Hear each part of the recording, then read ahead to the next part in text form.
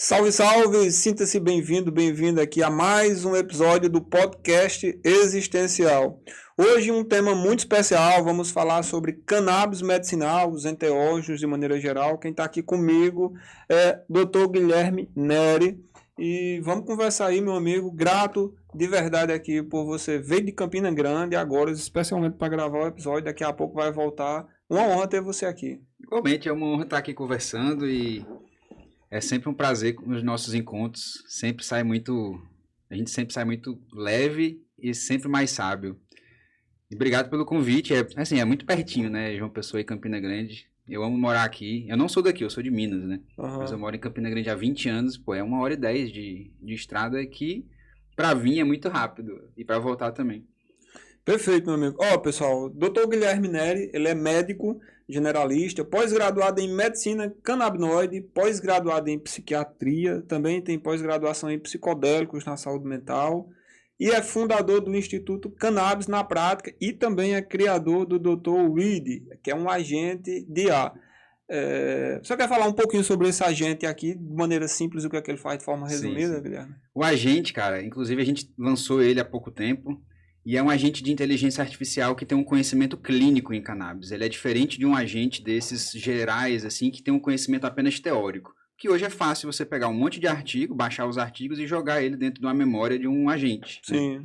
Só que ele não tem a capacidade de pensar no paciente, de individualizar o paciente.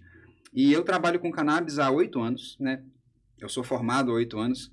E há quase 5 anos, uns 4 anos e meio, eu montei a ideia de um centro de ensino, que é o Instituto Cannabis na Prática, e esse instituto de ensino ele veio para curar algumas dores minhas. Eu cursei vários cursos, pós-graduações no tema, e eu tive um conhecimento que não estava na ordem correta para mim. Sim. E se não estava para mim, não estava para outras pessoas também.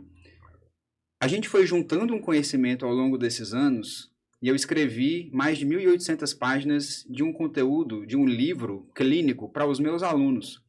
Só que esse conteúdo ele ficou muito bom para um agente. Assim, são conteúdos como, por exemplo, interações medicamentosas. O que eu faço quando acontece um efeito adverso com essas interações? Então, são contextos clínicos complexos que, se a gente não tiver o dado certo, o agente ele não vai fazer a menor ideia de como interagir. Uhum. Então, o que a gente fez? A gente juntou esses dados dentro de um agente clínico específico e ele é um agente exclusivo para profissionais de saúde, né? Os pacientes eles não conseguem acessar porque ele ensina a fazer. Para médicos prescritores. Médicos, dentistas e profissionais de saúde que prescrevem cannabis. Tá. Né? E, bom, o objetivo dele, na verdade, foi dar um professor para os meus alunos. Como eu não posso estar ali 24 horas respondendo e né, não dá para fazer isso, eu peguei a ideia, deixa eu replicar aqui o meu conhecimento dentro do agente, ele vai ser o suficiente, pelo menos para a resposta imediata, né?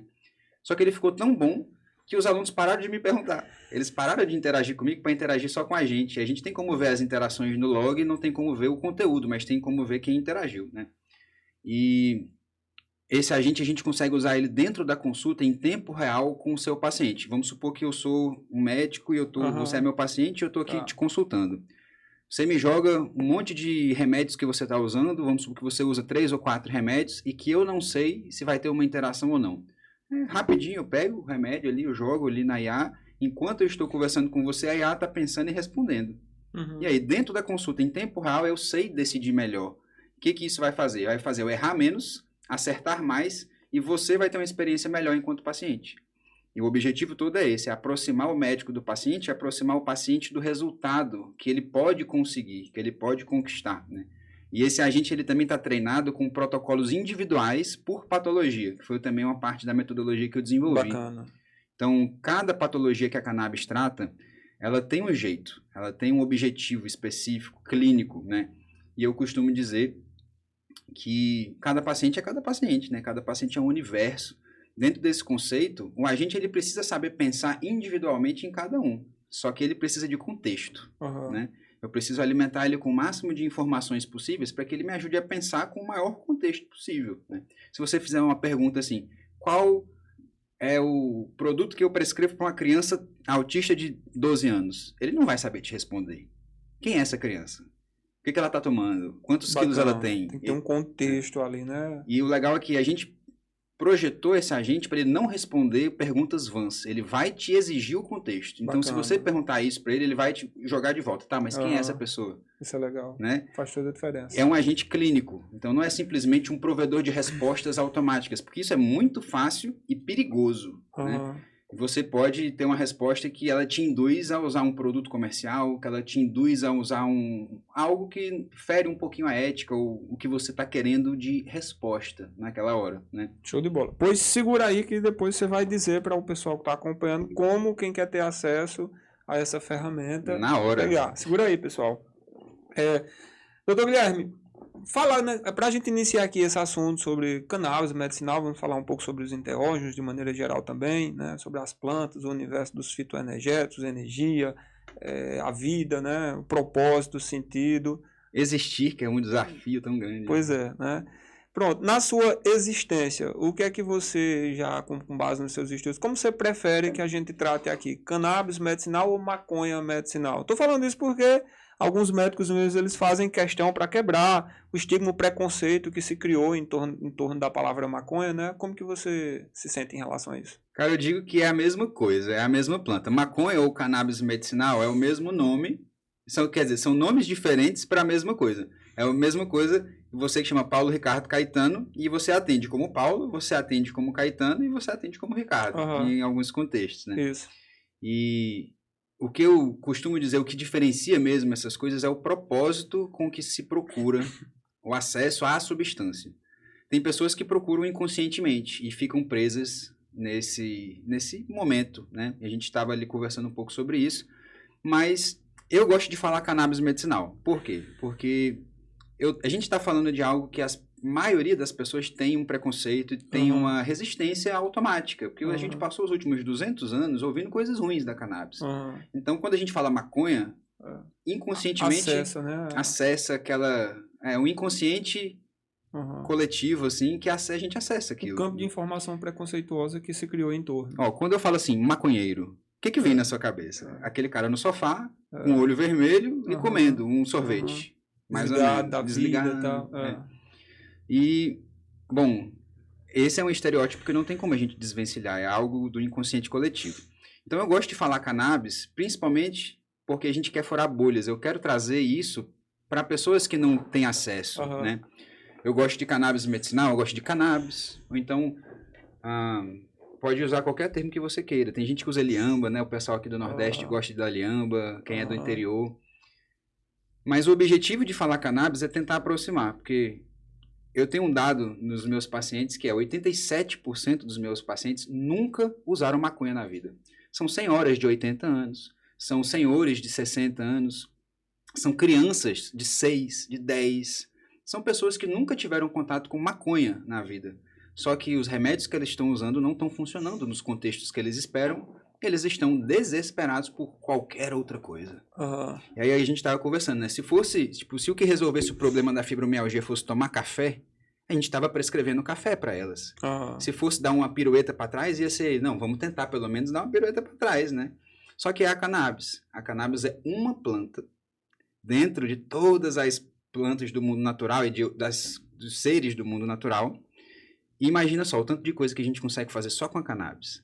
Eu dediquei mais de 10 anos da minha vida para pesquisar cannabis e eu não estou nem perto dos 2% de tudo que a gente consegue ainda fazer só com uma planta.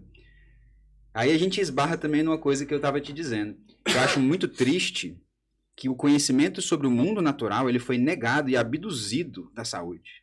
E isso foi proposital, né? A natureza, até os últimos 200 anos, era a nossa farmácia. Era a nossa fonte de cura.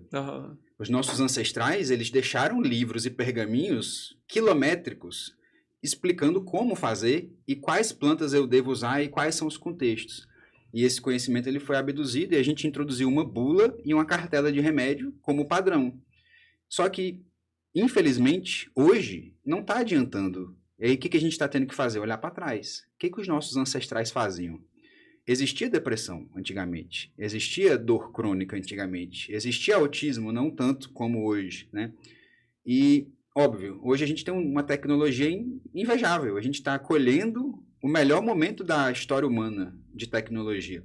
Então hoje a gente consegue botar uma planta no laboratório, e saber como fazer ela muito melhor do que os ancestrais, como o Avicena, por exemplo, que era um médico que viveu ali perto dos anos do século 10, 11, que ele catalogou 800 plantas medicinais lá no Oriente Médio e a terceira mais importante era a cannabis. Olha só. Ele sabia o que fazer e como fazer, só que hoje a gente tem ciência molecular. E é muito mais profundo esse conhecimento hoje, né? Uhum.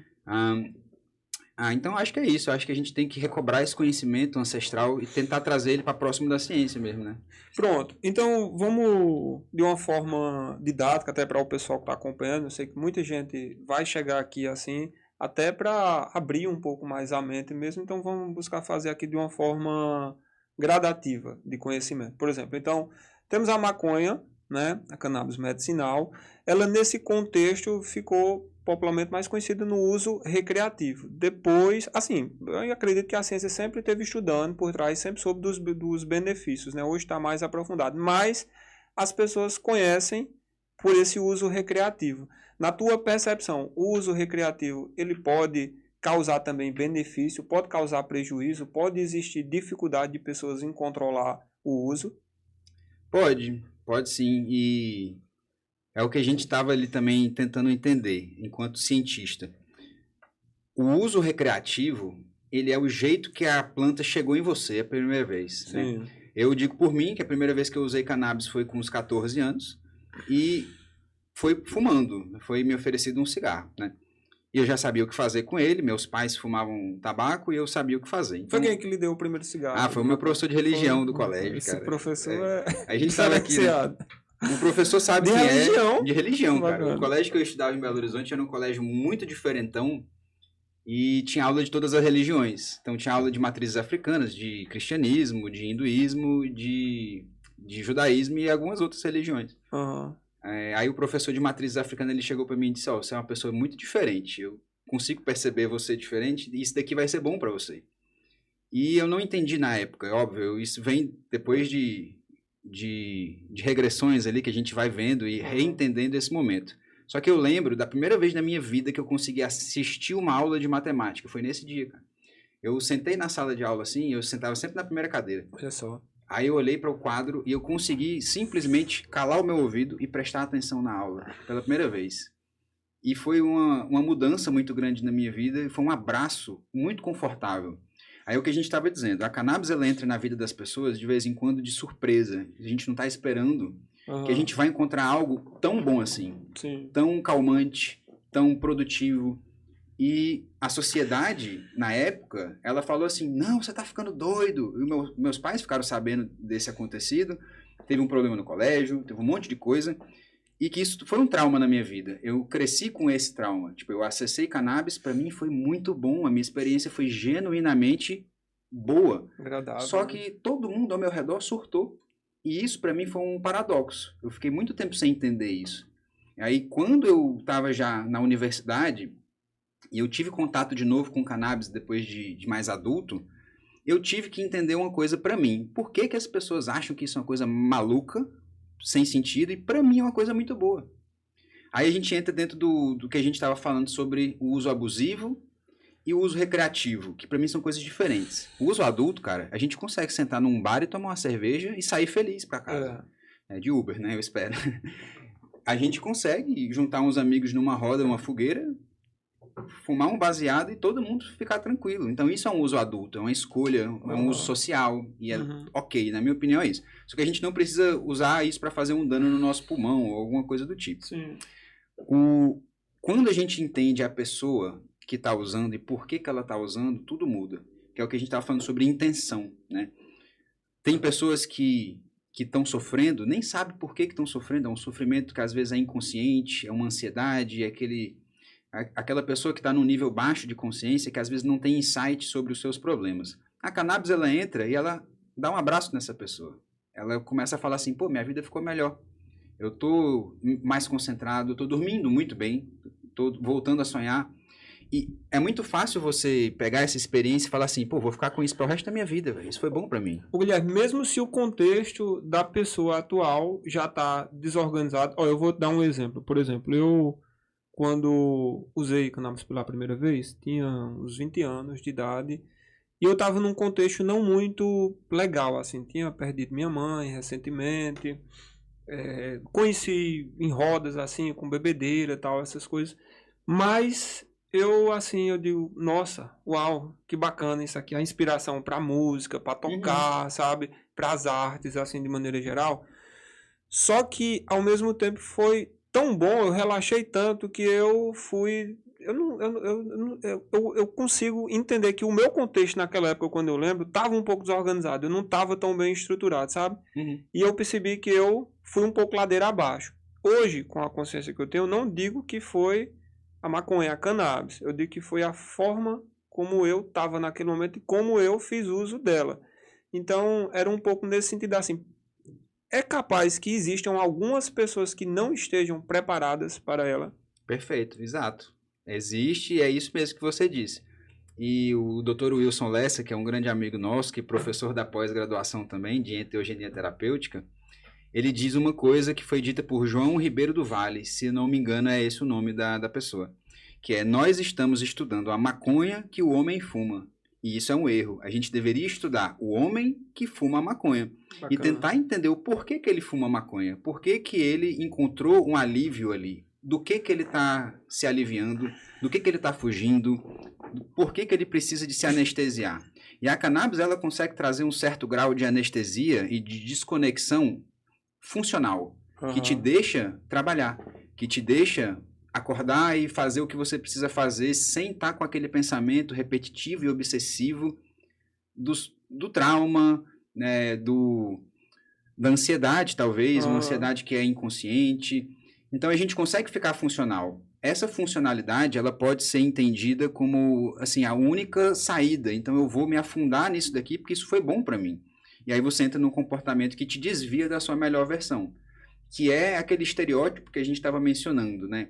A pessoa que ela faz um abuso de substância, por mais que ela esteja fazendo isso talvez para fugir de um problema, ela está trazendo alguma disfuncionalidade. Então a gente tem uma condição que é o transtorno por uso de cannabis. E o que configura esse transtorno? É a disfuncionalidade do indivíduo. Eu não quero saber se ele está bem ou não. Eu quero saber se ele está fazendo, se ele está cumprindo o trabalho dele, se ele está presente na família, se ele está tendo problema social ou no relacionamento por causa do uso de cannabis. Eu vou dar um exemplo na minha casa. O meu ex-cunhado, ele chegou a ter um comportamento de fuga e disfuncional na cannabis que fez a minha irmã terminar o casamento com ele. No momento que estava sendo funcional para ele, o casamento estava lá, velho, estava indo bem, estava rolando. A partir do momento que ele entrou em disfuncionalidade no uso da cannabis, a minha irmã falou: eu não casei com um maconheiro que não faz nada. Então, é o que a gente estava dizendo. A gente tem que começar a abrir a gaveta daquela pessoa, do indivíduo, é acolher a pessoa que fuma maconha e não simplesmente, ó, você tem que parar de fumar seu baseado, criar um muro aqui assim, entre o médico que quer fazer você parar de fumar e a pessoa que está fumando, mas ela tem um alívio, ela tem um motivo. E apontar toda a culpa, toda a responsabilidade na pessoa. Ou simplesmente nas circunstâncias. Eu fumo maconha porque eu terminei o relacionamento. Eu fumo maconha porque meu pai foi embora, morreu. Então a gente pode até ter essa justificativa.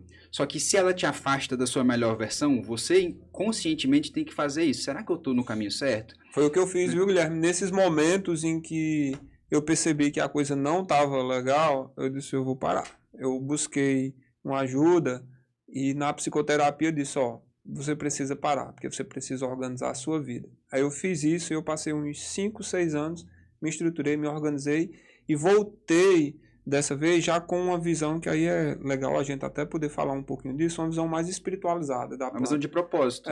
Vendo como algo sagrado realmente, porque eu utilizava no contexto com bebida, com outros tipos de associações e depois já numa nova fase, vendo como uma planta mesmo sagrada para consagrar em estado meditativo e de uma forma super, vamos dizer assim, controlada, os controlados, sabe? Isso fez uma diferença incrível. É o que eu digo de propósito. Aí vamos abrir a gavetinha da pessoa que está usando cannabis de maneira disfuncional de novo.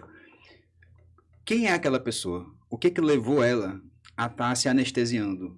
Se a gente não tem um auxílio e uma pessoa que seja um psiquiatra, um psicólogo, um terapeuta, para acolher essa pessoa e falar assim, não, peraí, antes de você parar de fumar, deixa eu entender o porquê que você está fumando.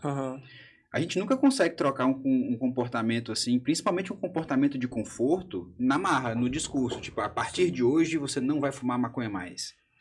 O seu organismo está acostumado com aquilo, vai sentir falta, vai ter retirada e precisa de auxílio nesse processo, né? E se eu não trabalho a poeira do tapete, que está debaixo do tapete, a gente não faz nada. A maconha ela vai continuar entrando e saindo da sua vida e a poeira vai estar ali ainda. Então você ainda vai precisar dela para poder manter minimamente seu ciclo funcional. Mas a partir do momento que você disse assim, ó, eu reconheci que eu estava tendo um problema, isso significa que, vou dizer assim, talvez você tenha resolvido a maior parte dos seus problemas e agora essa quantidade não faz mais sentido para você. O momento não fez sentido para você mais, você parou. Você não sentiu tanta falta quando você parou. Que, ó, deve ter ali uns 2 ou 3 dias que você fica insone, meio irritado, que é o que acontece.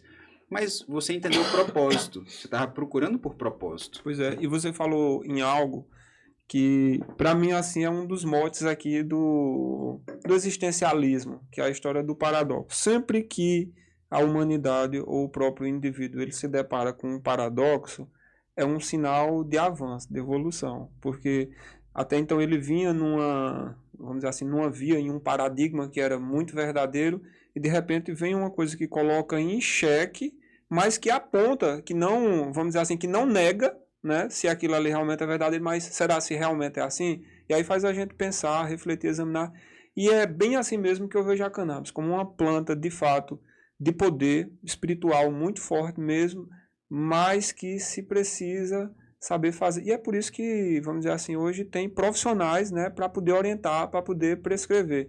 E você busca, enquanto médico, assim, essa parte de visualizar a parte energética da planta, a parte espiritual, para poder, na hora de prescrever para os seus pacientes? Sim, essa é uma parte que muitas pessoas desconsideram como essencial, mas a energética da matéria, né, é inegável. A gente é matéria, a matéria ela é positiva e negativa, e a gente tem intencionalmente como trazer isso, como evocar, emanar isso, né, conscientemente.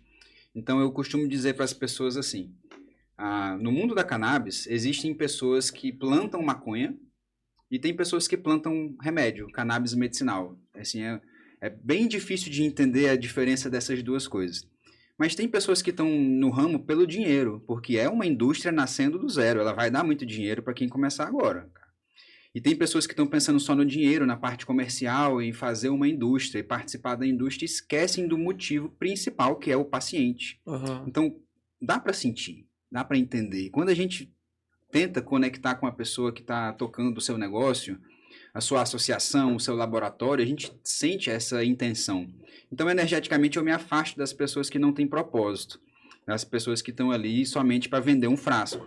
E, geralmente, isso é muito benéfico para mim enquanto médico, porque tem muitas instituições que afastam o paciente do médico e acham que o paciente é um consumidor do laboratório ou da associação. E eles quebram a relação de confiança entre o médico e o paciente. E aí, quando o paciente ele tem que renovar uma receita, existe uma quebra de dizer assim, ó, eu tenho um médico mais barato que vai renovar para você. Só que o médico mais barato, ele vai prestar atenção no paciente? Ele vai fazer um acompanhamento para saber se a dose está certa? De vez em quando não, a maioria das vezes não. Então, eu não trabalho com quem quebra a relação médico-paciente comigo e o meu paciente. Eu que sei o que meu paciente precisa. A associação, o laboratório é um fornecedor da muleta que eu prescrevi para o meu paciente, que é o remédio. Então, essa minha relação não pode ser mexida, ela não deve ser mexida de maneira nenhuma. Na psicoterapia tradicional, existe um vínculo que vai se criando ali entre o terapeuta e o paciente, e eu imagino que seja semelhante, né? Porque você está acompanhando, está entendendo, está sabendo o histórico familiar da pessoa, a vida, questões emocionais, para poder ir ajustando a dosagem ali, né? E é uma individualização. Não é tão simples, pessoal. Cannabis não é só acesso à substância. Não é só receita, remédio. É todo um pensamento holístico. E o que eu gosto de dizer é que a cannabis ela é holística. Quem prescreve cannabis está acostumado com... Eu vou prescrever... O que é a sua queixa principal? É dor? Eu vou prescrever cannabis para a sua dor. Aí o paciente ele volta 3 semanas depois dizendo, doutor, mas eu estou sonhando bem, agora eu voltei a dormir bem, meu intestino voltou a funcionar melhor, meu humor está mais legal e eu parei de sentir a minha dor no joelho. Então a cannabis ela não agiu só na dor do joelho do cara. Ela agiu em um contexto que não estava previsto na queixa inicial, que é um contexto holístico. E isso borra muita barreira. Por exemplo, a gente tem um centro de ensino, que é o Instituto Cannabis na Prática, onde a gente já formou mais de 1.200 médicos e mais de 900 dentistas. Dentro desse cenário, o dentista ele vai prescrever a cannabis para o paciente para DTM, para dor na mandíbula, mas ele vai acertar na ansiedade, ele vai acertar na dor, ele vai acertar no sono, que não é um objetivo específico do dentista. Então, borrou. Não tem aquele limite mais. O paciente ele procurou por um motivo, mas ele saiu com vários ambientes, né, fisiológicos melhorados. É por isso que o povo diz que a cannabis é uma panaceia, né? Ô Gui, na hora que, por exemplo, o médico vai prescrever, eu imagino que isso seja uma dúvida de outras pessoas também. Na hora que ele vai prescrever, quando a gente diz assim, prescreve cannabis, ele está prescrevendo necessariamente o cigarro, o óleo, uma outra forma de vaporização? Como que é? Como que funciona? Tem um leque de possibilidades de prescrições ou nesse mercado já é algo ali, tem um remédio pronto? Cara, isso é uma bagunça. Porque o Brasil é uma bagunça. Tá? Se a gente for olhar lá fora é muito mais bem resolvido no que pode, o que não pode e quais são os papéis de cada coisa. Aqui no Brasil a gente tem um judiciário que ele dá superpoderes extremos a quem faz o processo, a quem se submete pelos processos. Então as associações aqui no Brasil, elas até agora, até fevereiro desse ano, elas não se submetiam à Anvisa, elas podiam fazer o que elas quisessem. Então elas não têm as regras do jogo, do tabuleiro da farmácia, do laboratório para poder jogar. Mas correndo risco? Sem risco. Eles têm uma autorização judicial que transcende o poder. É aquela cartinha saia da prisão, no jogo da vida, entendeu? E eles podem fazer o que eles quiserem e beleza. Isso dá liberdade de pesquisa, isso dá liberdade de acesso, bacana, só que isso também traz algumas coisas negativas. Aqui no Brasil a gente tem as associações que têm direito de vender flor para os pacientes, mas a Anvisa, nessa nova regulamentação, diz que não pode. E aí? Pode ou não pode, velho? O juiz manda a associação ter o direito de vender, mas a Anvisa me bloqueia. Eu não tenho o direito de prescrever. Tá lá, na regra da RDC 1015 de fevereiro de 2026. Não pode flor de cannabis, de jeito nenhum. Tá lá. Essa resolução agora teve algumas aberturas, coisas boas, não foi? E incluía isso aí. Por exemplo, ela inclui o uso inalatório, ela regulamenta o uso inalatório, só que ela não diz o que é o uso inalatório. Como que é esse uso? A gente extrapola, a gente tem que fazer um brainstorming de entender isso. A sociedade médica, a gente tem a Ambicam, que é a Associação Médica Brasileira de Endocannabinologia, é um conjunto, é uma sociedade médica organizada, e eu faço parte como membro. A gente discute isso em cima de um aconselhamento jurídico e tem tudo isso. Essa discussão, cara, é a discussão que mais traz cabelo branco pra gente, porque a Anvisa diz que não pode, a associação tem o direito de fazer e o paciente vem pedindo no consultório. Aí a gente fica numa saia justa. Eu prescrevo ou não prescrevo? Mas eu não prescrevo flor porque eu tenho uma ordem dizendo que não pode. O que acontece? Existem várias formulações diferentes de produtos derivados da cannabis. Hoje nós temos uma capacidade industrial de processar a planta. E hoje a gente tem algo que há 10 anos a gente não tinha. Hoje a gente conhece CBD e THC, que são as duas moléculas yin e yang assim, da cannabis. Só que o poder genético da planta está lá dentro, está escondido dentro da genética dela. E quando a gente vai analisar CBD e THC, a gente vê que a gente tem assim, 0,01% de outros canabinoides. Quais são esses canabinoides? Aí hoje a gente já consegue, através de manipulação genética, fazer uma planta que tem uma genética inteira para produzir o CBG, que é o canabigerol. Talvez ninguém tenha ouvido falar do CBG. Todo mundo sabe o CBD, que é o canabidiol. Sim. Agora a gente tem o CBG, que é o canabigerol. G-E-R-O-L. E esse é um outro canabinoide, ele faz outras coisas totalmente diferentes do CBD. Aí eu digo hoje que nós que prescrevemos cannabis, a gente tem uma complexidade grande, porque a gente conseguiu abrir esse leque genético. E hoje a gente tem uma classe medicamentosa vasta de pelo menos 8 canabinoides grandes que a gente consegue ver finalidades diferentes. Então, cada paciente que está na minha frente, eu tenho que pensar farmacologicamente nele, quais que são esses canabinoides que eu quero para ele, quais que fazem sentido para ele, em qual contexto, em qual momento do dia. E eu tenho que acompanhar esse paciente subindo uma escadinha de dose. Porque não é prescrever, ó, tome 2 gotas e 2 gotas vai resolver o seu problema a vida inteira. É 2, 4, 6, 8, 10, 40, 60, 120 gotas. Depende do paciente. Não tem uma dose fixa para ninguém. É isso que eu achei interessante. Eu vi uma vez no estudo, eu estava acompanhando, aqui em João Pessoa tem a Liga Canábica, e eu estava participando das palestras, e tem um dos estudos lá que me chamou muita atenção. Eu vou dizer de forma bem simples, assim aí você pode até aprofundar. Que estava buscando, né, analisar a eficácia ali do canabidiol, tal, em pacientes. E curioso, em um paciente que ia colocando as dosagens e ele estava piorando. E chegou um momento que quando encontrou a dosagem correta, a coisa simplesmente destrinchou. E aí eu também fiquei assim pensando, poxa, será se isso ocorre a mesma coisa, por exemplo, com a parte inalação, quando a pessoa fuma a flor? Então, se isso for tipo real, se acontece também, então, na lógica a gente tem que pensar assim, a pessoa que está fumando, por exemplo, ela sabe a quantidade exata para ela, no timing que vai fazer bem para ela? Eu vou jogar para vocês que estão da audição. Você sabe quantos pega do seu beck é o seu ponto de equilíbrio? É muito difícil, cara. É muito difícil. Pois de vez em quando a gente passa do ponto.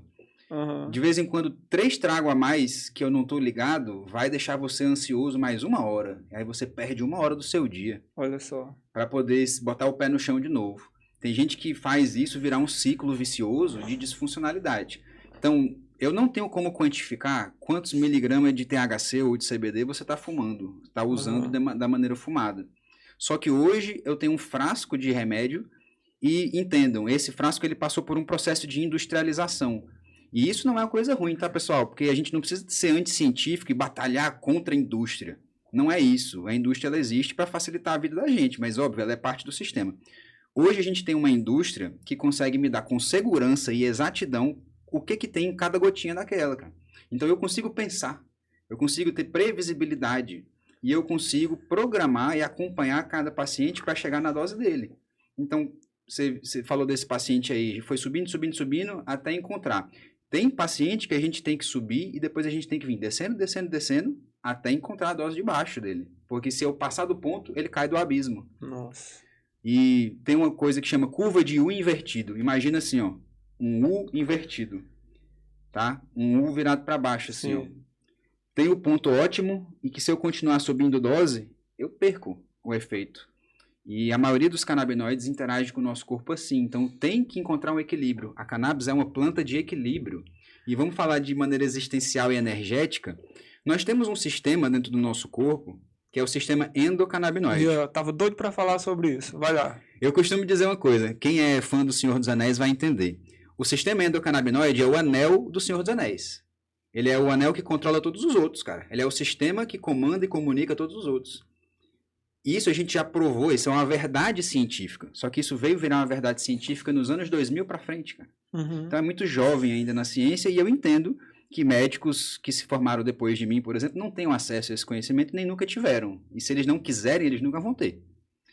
E esse sistema, ele comunica com o sistema serotoninérgico, dopaminérgico, glutamatérgico, GABAérgico, todos os neurotransmissores. Ele se comunica com o pâncreas, ele se comunica com o fígado, ele se comunica com o osso, ele se comunica com todas as células do nosso corpo. Então é o anel do Senhor dos Anéis. É, literalmente, ele exerce influência em cima de todos os outros. E o que a gente descobriu desse sistema? Ele é um sistema de equilíbrio, de homeostase, de retornar o meu corpo ao ponto zero. Só que se eu estou ali, ó, imagina uma coisa, imagina que eu tenho uma balança que está descompensada. Imagina que eu vou adicionando nesse lado aqui até esse lado ficar igual. Se eu continuar adicionando, eu vou desequilibrar a balança de todo jeito, cara. Então é a mesma lógica do cara que usa maconha demais. Ele passa do ponto, ele desequilibra para o outro lado. E aí a gente precisa tentar entender o porquê. Abrir a gavetinha de trauma, abrir a gavetinha da ansiedade, da insônia. Nossa, que fantástico, viu? Essa parte aí do sistema endocannabinoide. E uma curiosidade é assim, a origem do termo, do nome, de ter relação direta, né, com os endocannabinoides e tal. De onde vem assim? Você já parou para pesquisar isso? Assim? Já. É uma das partes que eu mais gosto é estudar a história da cannabis e a história da redescoberta. Eu chamo de renascimento. A gente não teve um renascimento científico e artístico. A gente teve um renascimento da fitoenergética, vamos assim chamar, com o descobrimento da cannabis. Então, como é que foi o descobrimento? O Dr. Rafael Meshulam, que é um cientista búlgaro que morava em Israel, ele ganhou a autorização do governo de Israel para pesquisar o extrato de cannabis, que era o haxixe. O filho de um político importante foi preso, traficando haxixe, e aí ele disse, não, a gente tem que entender o que é isso para salvar o meu filho dessas drogas. Excepcional interesse pessoal. A cannabis é isso. Então, por um excepcional interesse pessoal de um político, a gente teve a autorização científica para pesquisar de novo. A gente pesquisou e identificou THC, CBD e o CBN, que é o canabinol, é outro canabinoide. E isso acendeu uma interrogação, uma pergunta. Tá, essas substâncias elas são da cannabis. Aonde que elas interagem no meu corpo? Porque se elas têm um efeito em mim, eu tenho uma fechadura para a chave que está me abrindo. E aí eles descobriram um receptor canabinoide, que é era um receptor desconhecido, a gente não conhecia. Aí a gente abriu uma gaveta e descobriu que tinha 2 receptores. Na verdade, a gente descobriu que hoje são 3. E são receptores específicos, com especificidade molecular para os canabinoides. Aí a gente chamou esses receptores de canabinoides, porque a gente primeiro descobriu a cannabis e depois a gente descobriu o receptor específico para cannabis no nosso corpo. Aí a doutora Eileen Hollett, que se eu não me engano ela é de Londres, ela descobriu esses receptores canabinoides e depois de um tempinho a gente descobriu que a gente já produzia substâncias para se ligar nesse receptor. Se eu tenho um receptor dentro do meu corpo, em todas as minhas células, inclusive, todas as minhas células têm esse receptor, eu devo produzir. Não é possível que Deus botou um receptor só para maconha no meu corpo, meu filho. Não é. Não é assim que acontece. Aí a gente descobriu que o nosso corpo já produz endocannabinoides. O nome canabinoides veio mais por associação a cannabis mesmo, porque é o conjunto molecular relacionado a essa descoberta, né? Mas são hormônios da gente. É muito parecido com um hormônio, tá? Os endocannabinoides. Eles têm a mesma matriz do ácido araquidônico, né? E matriz de éster, matriz de esteroides, hormônios, né? E nosso corpo já fabrica e existe a possibilidade dele parar de fabricar, dele entrar em falência disso. É mesmo? É o que a gente entende hoje. Eu criei um termo na cannabis que chama propedêutica voltada à endocannabinologia. Eu sou professor da Faculdade de Medicina na cadeira de semiologia médica. Semiologia é entrevista, é conversa, é exame, é ler a entrelinha, é ter a sensibilidade de se conectar e saber se conectar com o seu paciente. E dentro desse contexto da deficiência clínica de endocannabinoides, isso gera sintomas e sinais que eu consigo perceber no meu paciente, que é insônia crônica, fadiga crônica, dor crônica. Tem alguns cenários que a gente consegue identificar que são possíveis para a gente intervir com cannabis. E o que acontece quando a gente prescreve cannabis para essas pessoas? Elas melhoram. Magicamente elas melhoram. Então, a gente começou a corroborar essa teoria da síndrome da deficiência de endocannabinoides, porque suplementar canabinoides traz cor de volta para a vida das pessoas. E então é uma prova, né? É uma prova científica, e a gente já provou cientificamente que isso tem sentido, que isso faz sentido, e a gente está agora criando robustez de evidência, né? Agora, né? E já publicaram, já? Bacana. Tem muitos artigos publicados mostrando os contextos que a gente imaginou que seriam uma deficiência de endocannabinoides, vendo na prática que realmente é. O autismo é uma dessas condições. Tem vários artigos, não é só um não, tá? São vários artigos replicáveis ao longo do mundo, mostrando que o autista ele tem endocannabinoides até 35% reduzidos. Ô, Guilherme, deixa eu aproveitar e te perguntar aqui, assim, que eu penso que é algo que algumas pessoas já sabem, mas penso que vai ser bom e de repente serve até de um corte aí para as redes sociais, de forma bem objetiva. Na sua pesquisa, na sua expertise, quais são os benefícios, onde que você vê que a cannabis medicinal mais ajuda o ser humano? Eu costumo dizer que o ponto mais importante da cannabis é melhorar o sono das pessoas. E no sono, a gente tem um acesso à cura. Nosso corpo ele tem um contato com o divino dormindo, acordado não. Acordado a gente não sintoniza lá em cima, velho. A menos que entre num processo meditativo. Exato. Né? Ao menos que você escolha ir lá, você não acessa, velho. E mesmo assim, você não consegue fazer meditação para chegar no sono REM, só dormindo. Só dormindo. E o nosso corpo, no sono REM, ele se reorganiza.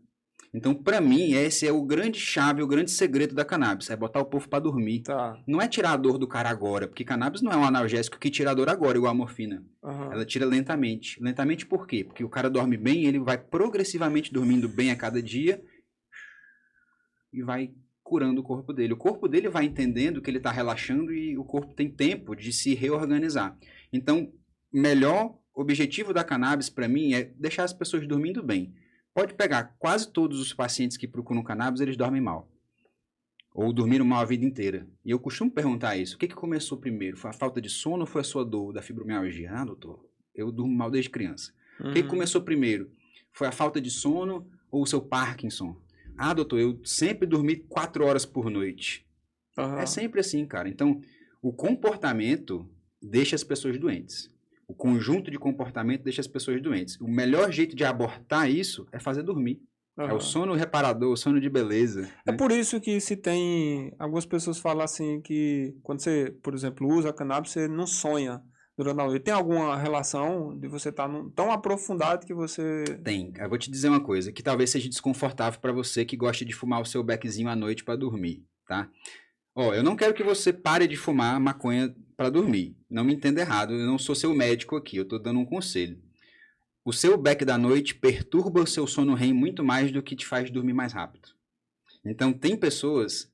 Olha só o tanto de dedo que eu tenho que ter para chegar para um maconheiro convicto e falar assim, irmão, é o seu beck da noite o seu problema, velho. Ô, Guilherme, mas peraí, ficou meio confuso aqui uma vou coisa. Explicar, porque você, né, trouxe que ela ajuda muito no sono, mas não pode ser antes de dormir, é isso? É porque é o seguinte, a gente tem duas moléculas, THC e CBD, elas têm ações completamente distintas. A maconha que a gente fuma só tem THC, ela não tem CBD. E o THC, depois de 10 miligramas, ele picota o seu sono REM. É por isso que você fala assim, não lembro do meu sonho. Porque você não sonhou, cara. Você não passou tempo dentro do seu sonho. Você teve um sonho, você acordou. Você teve outro sonho, você acordou. Você não passou o tempo lá. Vou te mostrar aqui um gráfico depois, se quiser depois mostrar a imagem. Passa a imagem para mim que vai estar aparecendo aí na tela agora. Vou te mostrar. Eu tenho um costume, eu uso um reloginho, eu monitoro as minhas noites de sono. E é perceptível. O dia que eu uso THC pra caramba pra ficar acordado, eu durmo horrível, durmo péssimo. Agora, o dia que eu uso CBD, eu tenho um sono organizado. Aí, a gente tem a dose certa de THC para induzir ao sono, que é até quase, em algumas pessoas é até 20 miligramas. Em algumas pessoas pode ser 2,5, pode ser 5, pode ser 10, pode ser 20. Mas acima disso, ela picota o seu sono REM, mas ela te faz dormir mais rápido. E para quem que isso é interessante? Para quem está ansioso. Para quem deita a cabeça no travesseiro e começa aquele turbilhão de coisa que não consegue desligar. Aí o THC é legal para induzir, porque aí você desconecta, pega no sono rápido. Só que tem a dose certinha para fazer isso. É aquilo que a gente estava dizendo. Eu não consigo quantificar no fumo. Então é muito fácil de passar do ponto. E aí as pessoas falam, não, eu estou dormindo bem, mas acorda ainda acorda cansadão no outro dia e não lembrando dos sonhos. Quando a gente bota a pessoa para dormir bem, e aí pode ser a pessoa que nunca usou maconha ou a pessoa que estava usando muita maconha antes de dormir. Quando a gente organiza a dose certinha, a pessoa vem falando assim, doutor, eu voltei a sonhar e tá até ruim. Porque eu tô sonhando demais agora. Tá sendo desconfortável porque eu tô entrando em sonhos lúcidos. Eu tô entrando em sonhos que eu não consigo sair. E normalmente você faz mais por meio do uso do CBD mesmo, para poder... É um equilíbrio. É uma mistura. Até uma pergunta aqui. O CBD, o óleo e tal, ele é puro só de CBD ou ele tem um pouco de THC também? Depende. Depende do método, depende do laboratório e depende do processo. A gente tem uma cadeia industrial, e eu vou tentar falar tipo, de maneira mais simples assim, como que é o processo. Eu tenho uma planta, eu planto ela eu colho ela e eu seco ela. Então eu tenho uma matéria bruta. Essa matéria bruta, ela vai ser submetida a um processo de extração, que é industrial, muitas vezes, e em alguns cenários, tem gente que faz em casa, com a panelada de óleo, com banho-maria em manteiga, e extrai ali de maneira oleosa. Eu tenho desde extrações artesanais a extrações com alto grau de pureza industrial. Então, tem esse leque. Vamos botar o primeiro universo de complicadores, que nem todo produto vai ser igual. Então, o produto que eu faço em casa é diferente do produto que o laboratório faz. No laboratório, eu tenho equipamentos de milhões de dólares que conseguem decantar e separar esses canabinoides de um jeito industrial ali. É um monte de tubo, São processos químicos e físicos ali, de resfriamento, e depois você aquece a temperatura de ebulição do canabinoide para ele poder vazar e você ficar com um CBD isolado, por exemplo. Então eu tenho um processo ali que vai tentar separar e reorganizar isso.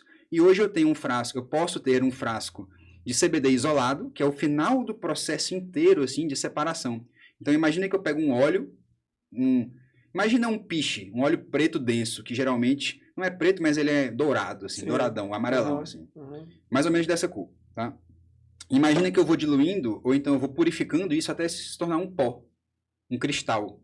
Esse é o CBD, 100% CBD. Só que, vamos supor que eu pegue uma planta, eu tenho uma genética. O que vai dizer a proporção, geralmente, é a genética de cada planta. E cada genética é igual o cachorro, cara. É igual, tipo, o Shih Tzu e o Dálmata. Completamente diferentes, mas é a mesma espécie, né? Aí vamos supor que eu peguei uma planta que ela tem predominância de CBD e ela vai dar só CBD. Aí depois eu jogo ela num cromatógrafo e eu vejo, não, tem CBD, tem um pouquinho de THC, tem tal. Então é muito difícil a gente padronizar, porque é uma planta que tem variabilidade genética. É complexo o processo, né? A própria planta em si, ela está dizendo, eu sou complexa em si, então você tem que... E hoje a gente fez, a mesma coisa que a gente fez com o lobo, a gente fez com a maconha. O lobo era um indivíduo agressivo e na manada. A gente foi fazendo hibridismo seletivo, né? A gente fez hibridismo seletivo ali até selecionar o cachorrinho, uma manipulação genética. Vamos dizer, o pug com os olhos trocados, assim. É muito diferente do lobo inicial. Então é exatamente a mesma coisa. A maconha original, a erva selvagem, é uma coisa completamente diferente do que a gente tem hoje sendo produzida.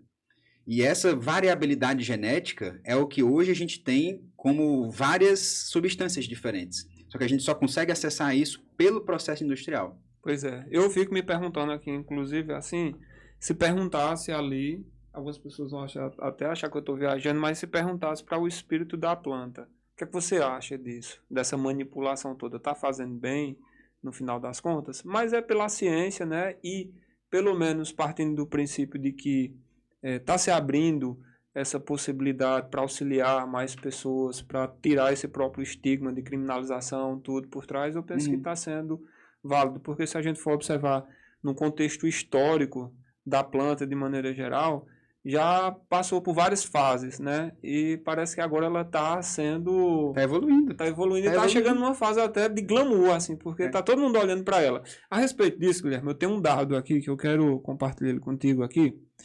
Atualmente, o mercado de cannabis medicinal no Brasil ele foi estimado em 856,5 milhões de dólares em 2025, com previsão de chegar a 1,5 bilhão até 2034. Dados da Kaya Mind. Crescendo a uma taxa de 6,79% ao ano. Ou seja, a indústria, né, dos medicamentos já botou o olho, já a coisa está crescendo. Tem muita gente, como você falou aí, está com interesse grande em dinheiro. Como que você visualiza esse cenário? Tanto de expansão, no sentido positivo, mesmo otimista, mas também de ficar, vamos dizer assim, até preso na mão de alguma classe, por exemplo. Cara, eu acho que assim, tem muito debate sobre esse lance de controle da planta. E eu tenho dois pensamentos distintos, o Guilherme usuário de cannabis e o Guilherme médico. Para mim, o usuário, seria muito legal se eu pudesse plantar meu medicamento. Só que eu conheço o processo industrial de extrair um remédio. Eu não consigo fazer isso em casa, véio. Vou ter que gastar tanto dinheiro para montar um mini laboratório na minha casa e eu vou ter que depender de tantas variáveis para eu extrair o meu próprio remédio que para mim não faz sentido, véio. Eu não consigo cuidar de uma planta todos os dias. Eu viajo pra caramba. E a mesma coisa de você ter um cachorro. Volta de novo para o cachorro. Você cuidar de uma planta de cannabis ou de 30 plantas de cannabis é um cuidado diário, velho. Então nem todo mundo está pronto para isso. Nem todo mundo tem tempo para fazer isso. O Guilherme médico, ele entende que se eu liberasse a maconha no Brasil e restrito igual foi nos Estados Unidos, eu vou criar um problema de saúde pública para o SUS. Porque lá nos Estados Unidos não tem SUS. A gente precisa lembrar disso. Lá nos Estados Unidos é a terra da liberdade. Você é livre para escolher o que você quiser, mas você é livre para pagar a sua conta do hospital. Pois tá? é. E quando você tá ruim, meu filho, é você que tem que pagar. Aqui no Brasil é diferente, é um outro contexto. Então aqui a gente teria que absorver isso. Como é que está sendo nos Estados Unidos? Liberou, eles estão querendo proibir de novo. Por quê? Porque virou um problema de saúde pública. Então, na minha opinião de médico, a gente tem hoje no Brasil o melhor modelo de regulamentação do mundo, porque a gente conseguiu olhar para todos os que existem, pegar o que funcionou para a gente e falar assim, isso é o que funciona para o Brasil. Então, essa é a minha opinião. Demorou pra caramba. A gente está reclamando que a Anvisa está demorando para fazer isso, mas na minha opinião se pagou esse investimento. Porque hoje a gente tem um modelo que as pessoas que gostam da planta livre, elas não gostam de ter que vir para o meu consultório, mas é muito mais seguro. É muito melhor para elas vir para o meu consultório, onde eu vou acolher, eu vou prescrever o que você precisa e a gente vai fazer isso juntos, do que você ter que fazer em casa. Porque você não tem escolha, entendeu? Então, na minha opinião, eu acho que assim, a gente tem um nível de controle mínimo hoje, é uma regulamentação, na verdade, né? Não é uma liberação. A gente tem regras claras sanitárias que existem por um motivo. Eu já tive problema com um paciente fazendo uso de medicamento artesanal, feito em associações não muito científicas, que tem um processo muito artesanal, de contaminação do óleo. E quando o óleo se contamina, o que acontece com o paciente? O paciente ele vai ter uma alergia, o paciente ele vai ter uma reação adversa, e tem o lance da genética. Tem gente aí por aí vendendo óleo de CBD, mas não é CBD. É THC, entendeu? E nesse caso, por exemplo, da indústria farmacêutica, vamos dizer assim, se apossando de um medicamento natural, que, vamos dizer assim, pode ser mais até barato, deveria ser, né? Tipo, pela lógica. E se ela se apossando disso, existe o risco dela começar a produzir medicamentos à base do CBD, do THC, mas que tem a mesma função também dos medicamentos convencionais que causam efeitos colaterais, por exemplo, para chegar nas prateleiras das farmácias. Porque a pessoa pode chegar e dizer assim, eu quero um remédio à base de cannabis. Pode chegar esse movimento. A gente já tá aí, cara. A gente já tá aí. Hoje você vai na farmácia e a partir acho que da semana passada, a partir desse mês, eu acho, a gente compra canabidiol isolado com receita branca na farmácia. É mesmo? Eu não sabia dessa informação. Então, assim, não precisa daquele controle todo mais. Mas sabe por quê? Porque o CBD isolado é um alopático. Então... Porque ele é purificado, ele é 100%, 99,7% de pureza, é um remédio alopático. Ele poderia... A pureza não no bom sentido da palavra. Né? Aí não é bom. Porque a gente perde os outros constituintes, é o que a gente chama de efeito comitiva. Já ouviu falar de efeito comitiva? Não. Os cogumelos têm efeito comitiva também, então preste atenção, se você gosta de cogumelos, isso vai ser importante. A cannabis, igual eu já disse, a genética dela é quem vai dizer o quanto de canabinoides vai ter em cada genética. Então eu planto uma semente da genética de CBD, que tem 20 partes de CBD para uma de THC, e aquilo que é o potencial genético daquela planta. Aquela planta ela tem 20 partes de CBD, uma parte de THC, 0,1 de CBN, 0,2 de CBG e 0,5 de outros canabinoides. Todos esses canabinoides, os terpenos, que também fazem parte, que são os óleos essenciais ali, né, da aromaterapia, mas a cannabis produz também, tudo isso faz parte do efeito medicinal da cannabis, é o que a gente chama de fitocomplexo. Não é só o CBD que a planta produz, são vários. E igual uma comitiva de político, quando chega um político importante, a comitiva ela abre o caminho, o político ele passa direto. É o mesmo conceito. E o cogumelo tem isso também. A psilocibina tem outros análogos ali, outros alcaloides que ajudam e potencializam aquela experiência, que lapidam aquela experiência. E por isso que a psilocibina sintética, ela não gera o mesmo efeito do que o cogumelo em si. Né? Porque a gente perde o efeito comitiva, a gente perde o efeito fitocomplexo. E vai ser menos efetivo. Não é que não vai funcionar. Não vai funcionar tão bem. Independente da dosagem, se é microdosagem. Aí a gente precisa de uma dose muito maior para que funcione igual ao outro fitocomplexo. Tá. Então, tem uma conta aproximada, por exemplo, a gente tem o canabidiol full spectrum, que tem todas as constituintes ali, e tem o canabidiol isolado. Eu preciso de 5 vezes mais canabidiol isolado do que o full spectrum. Então, é a equivalência. Vamos dizer que para você a dose do seu full spectrum é 10 gotas. Do isolado vai ser 50. Olha só. Por quê? Porque falta. E isso a gente já tem provado na ciência. Outro dia eu entrevistei o Adi Aran, que é um neurologista pediátrico de Israel, tem no YouTube. Posso deixar essa entrevista para vocês, porque ela é linda, ela faz muito sentido. Vamos colocar o link na descrição aqui do vídeo. Nessa entrevista, a gente conversou com ele, que é o maior pesquisador do mundo em autismo e cannabis. Ele disse, a gente pesquisou o CBD isolado, velho, mas não funcionou. A gente pesquisou o CBD isolado, mas não funcionou. A gente viu que o que funciona mesmo é o extrato completo da planta, não industrializado completamente. Tá vendo? Ele é muito mais efetivo, e isso é dado científico. Tá? Então, contra isso, a gente não tem como argumentar. A planta, o extrato bruto da planta, ele é muito mais efetivo, muito mais seguro. A gente consegue trabalhar com doses menores. Doses menores é igual a menos efeito colateral. E menos efeito colateral é melhor tolerância, melhor adesão. Melhor efeito geral, global do paciente. Então, assim, ela não vai curar o autismo, mas ela vai ser mais efetiva em tratar os sintomas. Muito bom. Nossa, quantas informações, assim, legais mesmo, assim, importantes, assim, da gente tá poder disseminando aqui.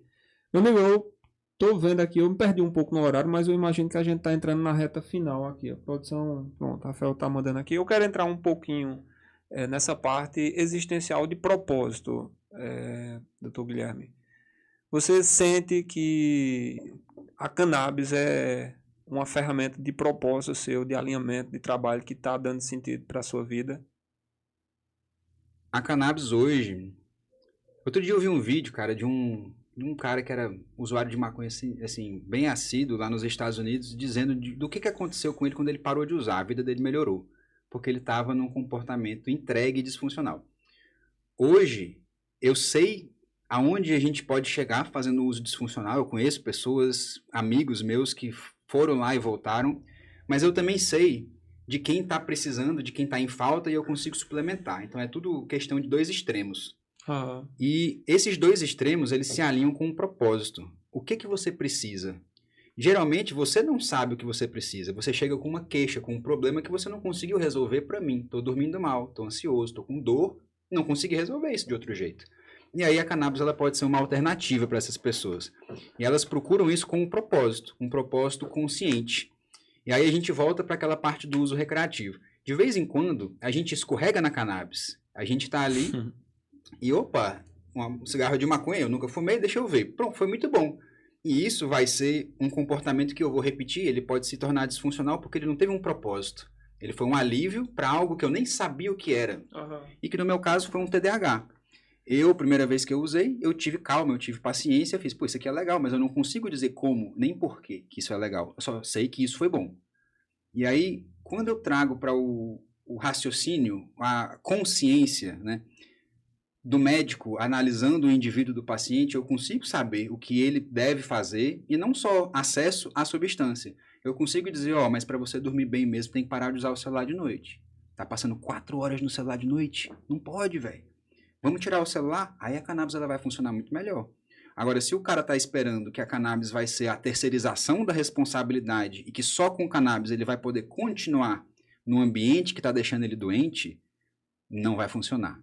Então, pessoal, não terceirizem a responsabilidade da sua saúde, a responsabilidade que vocês têm no seu processo, na mão de medicamento nenhum. Nem remédio de farmácia, nem cannabis, e nem psicodélicos.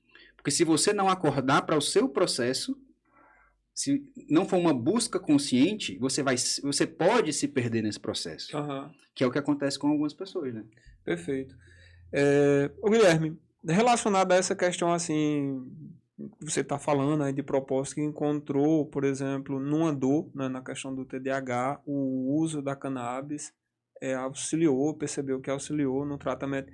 Existem algumas outras questões, alguns outros traumas que você vivenciou e que você sente que a cannabis ela foi útil e que isso de alguma forma corroborou para o seu trabalho hoje enquanto médico?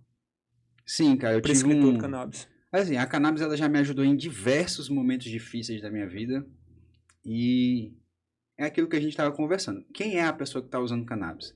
Tive um momento na minha vida muito desafiador, que foi a morte do meu pai. E ele terminou a própria vida na minha frente, na frente da minha mãe. E eu tive um processo de adaptação a esse trauma. Esse é um trauma que demora para sair. Imagino. E tem pessoas que ficam nesse ambiente, nesse lugar traumático e deixam isso definir conduta, deixam definir comportamento. Tudo bem, você pode vestir esse trauma e falar, não, eu posso me permitir, né? Eu posso ter esse luto, né? Só que se você deixar isso te definir por muito tempo, isso acaba, né, te atrasando na vida.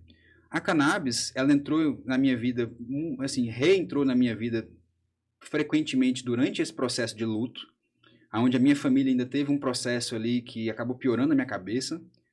E a cannabis, ela me manteve desconectado desse problema.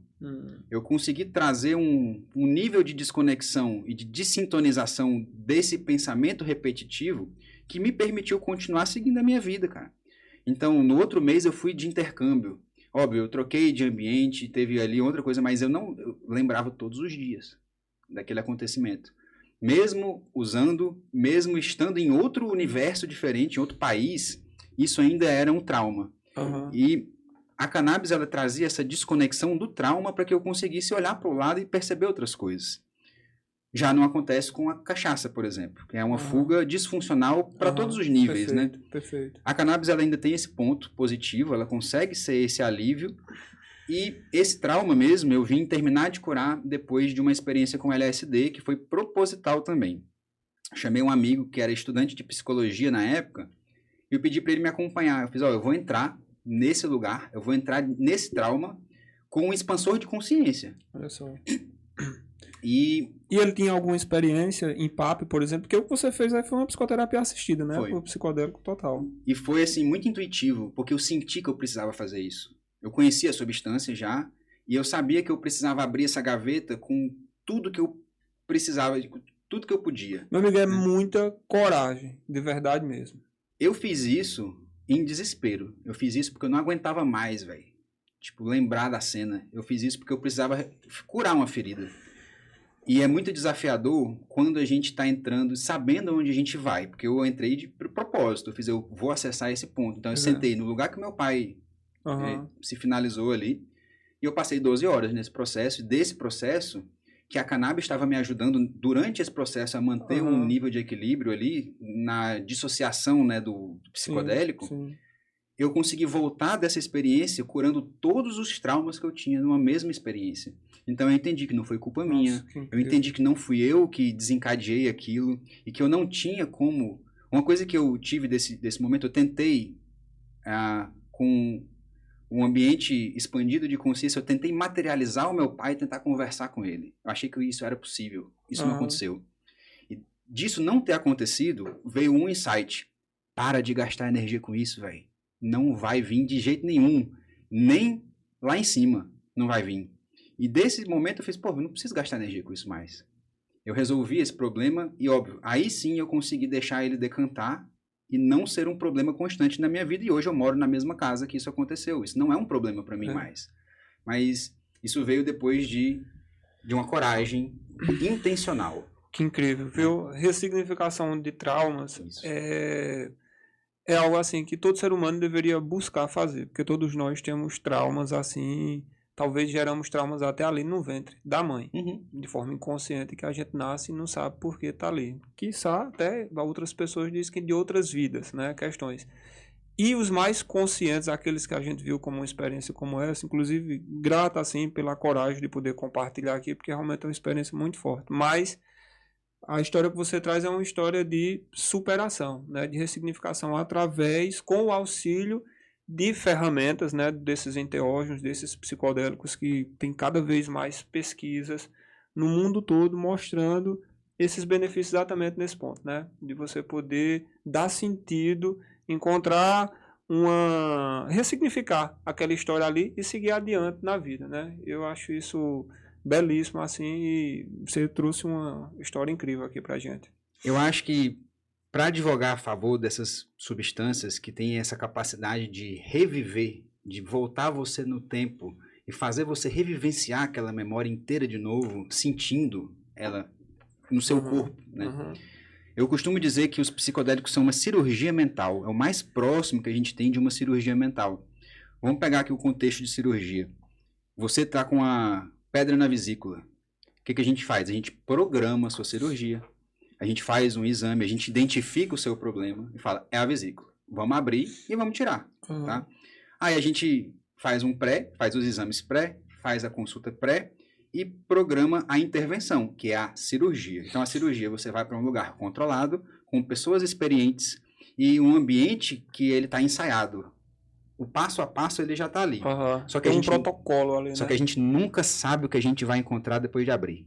É a mesma coisa, mesma coisa. Aí a gente tem a oportunidade de operar dentro daquele problema, fechar aquele problema e acompanhar a resolução desse problema. E é uma cirurgia mental usar um psicodélico. Em fase de integração. Vocês que têm o entendimento do fluxo de atendimento de um psicodélico, na psicoterapia assistida por psicodélicos, tem a preparação, tem a experiência e tem o pós. É uma cirurgia, velho. E é o mesmo tempo de uma cirurgia, que talvez. É a integração, né? Onde você vai... onde você vai lidar com o que você encontrou depois que você abriu.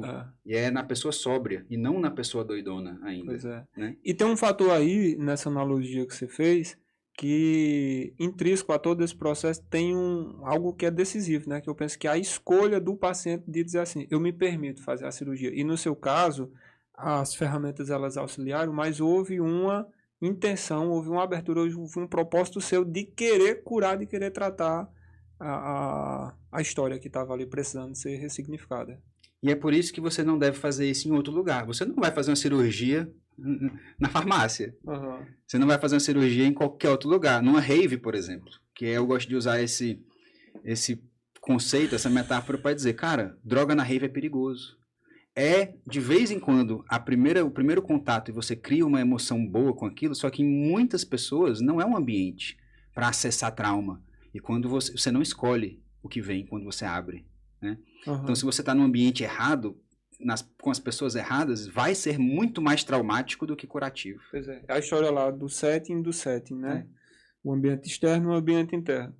Guilherme, para fechar, quero perguntar a você assim sobre sentido de vida. Você já encontrou o sentido de sua vida? Você acredita que a vida tem um sentido? Eu demorei para encontrar. Eu fui ateu um tempo. Porque eu precisei ser ateu para tentar me entender individualisticamente. Até que a gente vai tendo sinais de que a gente está sendo ouvido. E se você tem a sensibilidade correta para perceber a resposta da sua prece, você não tem dúvidas que foi uma resposta para você. Eu vou mostrar para você uma tatuagem, eu vou te explicar essa tatuagem. É um farol. No meio de uma tempestade. Será se a câmera dá pra pegar? Acho que dá pra ver aqui. Show, massa. Eu fiz essa tatuagem depois do meu primeiro momento de reconexão com Deus. Foi na pandemia. Eu fui escalado para ser diretor técnico de um hospital em Campina Grande, que é o Pedro I. E nos 4 primeiros meses da pandemia eu fiquei lá e não saí. Então, assim, foi um terror, foi uma maluquice, a gente não precisa nem lembrar. E teve um momento de desespero completo meu. Fazia 3 meses que eu não ia em casa, que eu não vi minha mãe. E todo mundo estava indo embora. E eu, como médico ali, tendo que dar notícia de 30 pessoas por dia. E eu quebrei. Eu fiquei em desespero. Eu saí, eu tive um surto, assim, pessoal.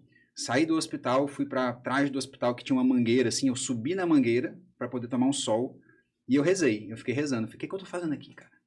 Tá todo mundo indo embora, eu não tô conseguindo ajudar quase que ninguém. O que eu tô fazendo aqui, velho? Qual que é o meu papel aqui? E aí eu me recompus, voltei para o hospital e subi para o 3º andar, que era a minha sala, assim. E a primeira pessoa que interagiu comigo foi um paciente que ele estava acamado. Ele não podia se levantar para abrir a porta do quarto. Ele abriu a porta do quarto e fez, doutor Guilherme, entra aqui, por favor. Aí eu fui. Era Daniel o nome dele. Aí ele, diga, seu Daniel, o que tá sentindo e tal? Ele disse assim, ó. Eu senti vontade de te dizer um negócio. Você tá sendo luz aqui pra mim. Foi a primeira pessoa, a primeira palavra que eu ouvi. Depois dessa prece. Você tá sendo luz aqui pra mim. Você é a única pessoa desse hospital que pergunta quem é que tá em casa me esperando. Fico todo arrepiado contando essa história. Então eu queria te dizer que você tá aqui por isso. Como é que você não entende que isso é uma... Eu escutei hoje o Rossandro Klinge dizendo DDD. Conexão direta com Deus. Essa resposta ela veio e eu entendi. Eu fiz, porra, eu fui ouvido, velho. Isso entrou como uma luva na minha prece, assim. Foi a primeira palavra que eu escutei no momento de desespero. E eu não oro todo dia, né? Assim, eu agradeço, mas eu não peço direção todos os dias. Mas quando eu peço, ela vem pelas pessoas e não por um letreiro. Mas né? é isso mesmo. Desse dia, cara, isso ressignificou a minha vida de médico. Porque eu tava tendo dificuldade de me encontrar, assim, de propósito. Depois desse dia eu entendi que o meu propósito ali era aliviar e que o meu sofrimento de estar ali, a minha abdicação de estar ali, ela significava retornar o amor de alguém para casa. Aí eu entendi que isso é muito maior do que eu e parei de sentir dificuldade no meu trabalho. Eu tinha dificuldade, era horrível dar plantão. Mas a gente tinha um propósito. E dentro desse propósito, eu permiti de novo me entregar para esse propósito de cura, de servidão. E quando a gente entende que a medicina ela é servidão, tem vários jeitos da gente servir. Então eu dei plantão durante um tempo, isso foi me consumindo. E aí a partir do momento que eu descobri que eu poderia trabalhar com plantas medicinais, tudo mudou na minha vida também. Foi assim, um Big Bang na minha cabeça. Meu Deus, eu consigo trabalhar prescrevendo cannabis? E eu consigo mudar a vida das pessoas com cannabis? Que me auxiliou e agora eu vou ter essa oportunidade. E agora eu vou ter a oportunidade de fazer o correto. De fazer do jeito certo. Porque eu sei o jeito errado. Né? Então isso hoje, assim, me deixa num estado de euforia. As pessoas que são meus alunos, acho que é uma coisa que eles falam bastante do brilho que eu tenho no olhar quando eu transmito esse conhecimento. Porque eu sei o poder desse conhecimento para o paciente. Pois é. Para o paciente das pessoas. Porque os meus são assim. Não, a sua história, a trajetória, é a verdadeira jornada do herói, né? Teve dificuldades, teve uma dor, encontrou uma saída para essa dor e agora subiu a montanha e agora desce para poder auxiliar outras pessoas. Falando sobre isso, Guilherme, para quem está acompanhando e gostaria, por exemplo, de fazer um atendimento, conhecer mais do teu trabalho, fazer uma consulta, como que faz para chegar? O teu Instagram já está rolando aqui, certo? O perfil. Por lá dá para chegar, tem um site, tá. Como que... No meu Instagram vocês encontram um link de autoagendamento para uma teleconsulta comigo. Hoje eu tenho atendido mais em teleconsulta do que em presencial.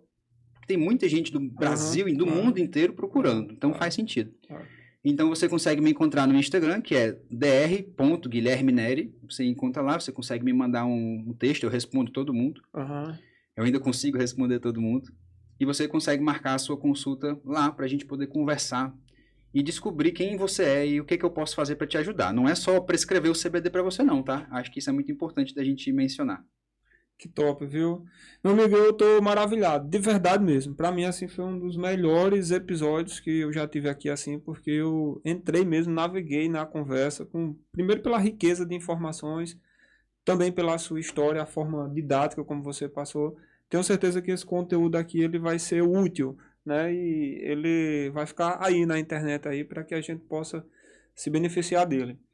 Para você que chegou até aqui, eu vou pedir para você curtir aqui esse vídeo, deixar um comentário, o que é que você achou, seguir o Dr. Guilherme aí nas redes sociais também. Favor.